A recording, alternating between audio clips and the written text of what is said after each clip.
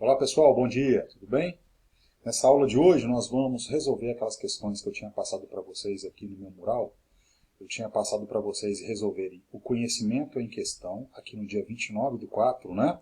Da página 76 até a página 80, ok? Então vamos lá. Aqui eu já tenho o livro aberto, tá? Aqui nós temos o conhecimento em questão da seguinte forma. É até uma parte interativa esse livro. Aqui basta vocês clicarem as respostas e logo em seguida vocês enviarem. Então, por exemplo, ó, eu vou refazer aqui. Então, vamos supor, por exemplo, que eu quero resolver essa primeira questão aqui. Analise os itens a seguir. Levantamento de deduções, formulação de hipóteses, experimentos que podem ser realizados e observação de um fato. Os itens listados são etapas simplificadas do método científico. Lembra que a gente trabalhou isso logo no comecinho do ano? Pode-se prever que os passos lógicos desse método seriam. Então, a primeira coisa que a gente tem que ver é observar um fato. Então, ele é o primeiro, né? Depois, a gente vai começar a formular a hipótese, a saber os porquês das coisas, a tentar descobrir uma possível resposta, né? Uma possível explicação. Isso é a formulação da hipótese. Logo em seguida, a gente vai levantar as deduções. A gente vai, talvez, ter pensamentos. O porquê que deve ter acontecido aquele fenômeno, aquele fato, né? E por último, a gente tem que testar isso, para nós comprovarmos as nossas deduções e as nossas hipóteses, que é o experimento, né? Que é o último a ser realizado. Então, aqui a ordem de sequência correta é a 4, 2, 1 e 3. Se a gente clicar aqui, ó, interativamente, ele já vai dar como aceita essa resposta. Então, colocou aqui, 100%, parabéns, acertou todas. Então, esta parte do livro em conhecimento em questão é só vocês trabalhando interativamente. Eu vou resolver algumas delas, porque são muitas, é uma revisão de todo o capítulo, desde o começo do ano. Então, aquelas que são mais irrelevantes, porque a gente não tem muito tempo, tá? Então, a gente vai passando aqui, eu já vou corrigir com vocês a questão 11. Depois vocês podem fazer com calma essas questões e saberem os acertos aí com relação ao que a gente já trabalhou, né, durante o ano. Certo? Então, vamos lá, na questão 11. Aqui, sempre acompanhando, né, aqui a gente tem as respostas a estas questões. Então, aqui eu sei, por exemplo, se eu tiver alguma dúvida, é só vocês recorrerem a esses dois íconezinhos aqui e clicar, que ele vai te dar a resposta. Quer ver? Quais são as mudanças de estados ocorridas em A, B e C? Então, aqui a gente tem um gelo, ele está entrando em fusão. Logo em seguida ele derreteu, então aqui ele já está todo líquido, então aqui completou-se a fusão. E aqui começa a acontecer, na figura C, uma evaporação. Então a gente tem a fusão, né? O final da fusão, o início da evaporação e uma evaporação.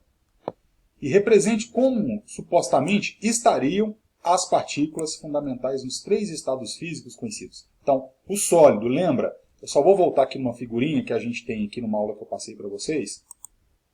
Aqui, por exemplo, ó, eu tenho aqui a água, ela vai estar no estado sólido, totalmente organizado, né?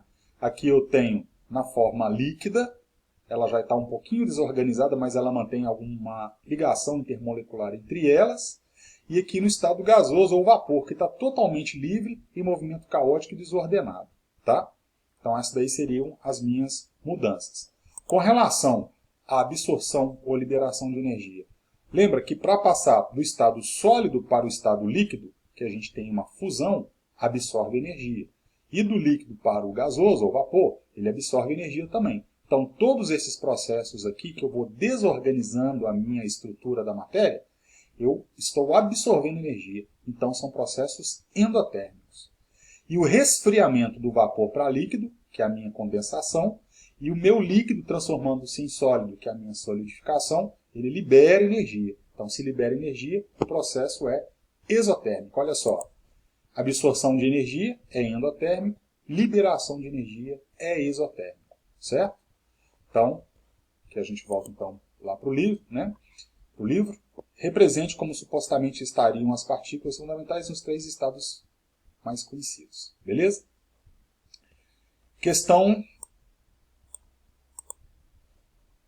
12. Em relação aos processos de mudanças do estado físico de uma substância, pode-se afirmar que são endotérmicos. Então, pelo que nós vimos ali, são endotérmicos todas as vezes que eu absorver energia, né? Se eu estou buscando energia, se eu estou absorvendo energia, então eu vou ter processos endotérmicos. Quem são os processos endotérmicos? A sublimação, que é do sólido direto para o gás, a fusão, que é do sólido para o líquido, e a minha vaporização, que é do líquido para o estado de vapor, né? Então, retornando aqui, ó, a sublimação, a minha fusão e a minha vaporização. Então, são todos processos endotérmicos. Ok? Então, nesse caso aqui vai dar a letra E. Vamos ver se está corretamente essa questão aí. Letra E. Então, a gente vem aqui, clica no verdinho. Beleza, parabéns, acertou todas as perguntas.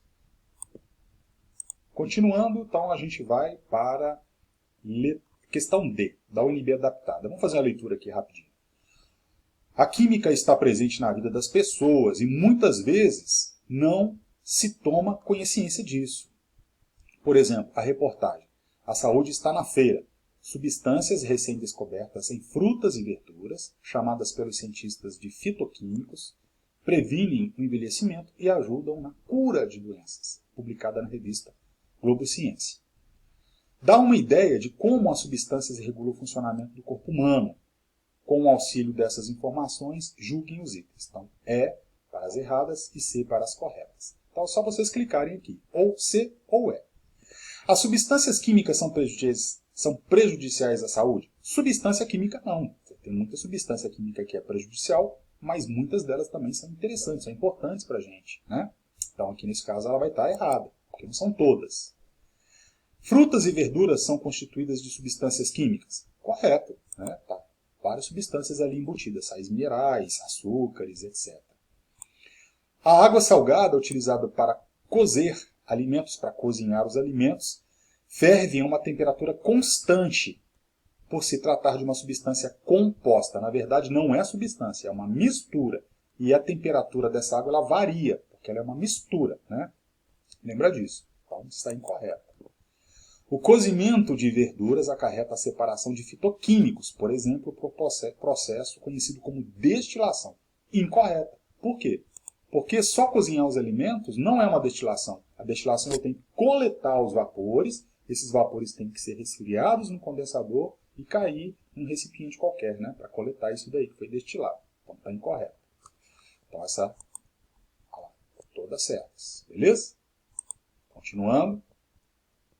Assinale C para correta e E para as afirmativas que são incorretas, que são as erradas, né? Então vamos ver aqui, ó. O ouro 18 quilates é classificado como solução? Solução, lembra que é uma mistura de duas substâncias e a gente não consegue enxergar onde é que estão essas substâncias. Então seria uma substância, uma mistura que eu chamo de homogênea. Homogênea e solução é a mesma coisa. Então o ouro 18 quilates é uma mistura de prata e ouro. Então é uma solução. Então está correta, está certa. O ar atmosférico com poeira constitui uma mistura homogênea. Ó, se você vê partículas na poeira, se você vê alguns fragmentos na poeira, é porque você enxerga uma das fases. Então é heterogêneo. Então, ele está incorreta, errada. O granito é um exemplo de uma mistura heterogênea. Granito é formado de 3 metais, quartzo, mica e feldspato. Então, eu consigo enxergar esses 3 minerais. Então, é uma mistura heterogênea. Está correto. Correto. O sangue constitui uma mistura homogênea. Olha, se a gente for observar o sangue, tem hora que ele forma alguns coagulados, principalmente ao microscópio. Você consegue enxergar, né, as partículas que formam o sangue, os elementos figurados do sangue. Então, neste caso, a gente considera que dá para enxergar os glóbulos, né, quando ele coalhar ou ele coagular, né, por assim dizer. Então, a sequência correta aqui, né, da questão 14 vai dar a letra D. Beleza, correto.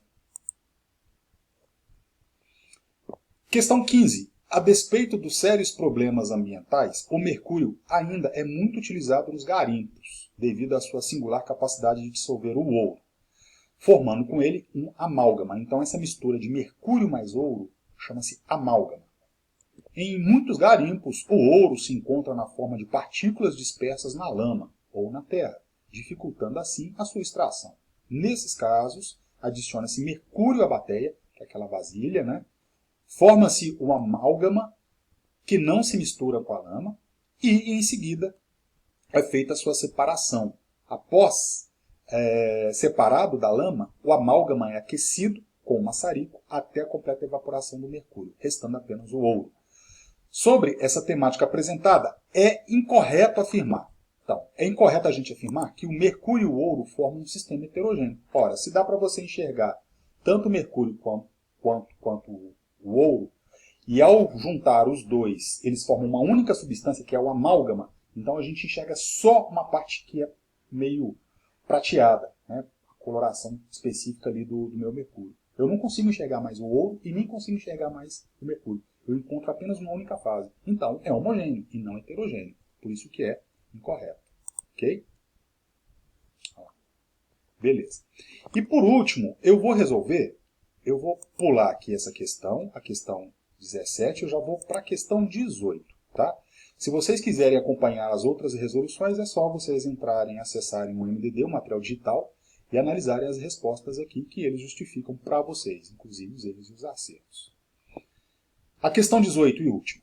A figura adiante mostra o esquema de um processo usado para obtenção de água potável a partir de água salobra. Esse aparelho improvisado é utilizado em regiões desérticas da Austrália. Então teve aluno que teve dúvida e me perguntou sobre essa questão aqui. O que a gente vai encontrar? No deserto da Austrália, você tem muita água meio salgada e não dá para você beber essa água. A água salobra ela é impossível de beber. Então, algumas pessoas, alguns nativos aborígenes daquela região, eles coletavam água dessa maneira. Eles colocavam água, né, tipo uma vala ou tipo um buraco, e essa água salobra estava nesse buraco. Logo em seguida eles colocavam um plástico aqui em cima tampando e pedras. Né? Como esse sol lá da Austrália, essas regiões desérticas são muito quentes, são muito elevadas, breve essa água aqui vai estar evaporando. Quando a água evapora, ela bate aqui nessa película de plástico, ela vai condensar nesse plástico e ela vai gotejar. Ela vai se transformar em água líquida de novo, porque aconteceu uma condensação, só que ela cai dentro do copo. A maioria dessas águas cai no copo por causa dessa depressão aqui. Ó. Tá vendo que tem uma voltinha aqui com esse peso dessa pedra? Então toda a água ela acumula e essa água ela vai escorrendo até esse ponto e ela pinga dentro do copo como água potável. Tá? Então a questão está te perguntando quais as mudanças de estados ocorrem com a água dentro do aparelho. Então aqui a gente tem a evaporação e aqui a gente tem a condensação. Então na letra A. Onde dentro do aparelho ocorrem essas mudanças? Ocorre dentro desse buraco, né? E no plástico. Então acontece com a água líquida que estava dentro do buraco e na superfície aqui interna do plástico. Quais dessas mudanças absorvem energia? Então voltando lá naquela fotografia que a gente tinha aqui, né? Eu tenho a água transformando-se em vapor, absorvendo energia. Então eu tenho a minha vaporização. Tá? Aqui está a resposta das questões, ó. Tá vendo? Na questão 18, igual a gente resolveu. E, enfim. Aqui, pessoal, neste livro físico, ela vai parar aqui na questão 18. Mas no livro digital, eu continuo tendo mais questões que vocês podem, então, revisar todo o conteúdo.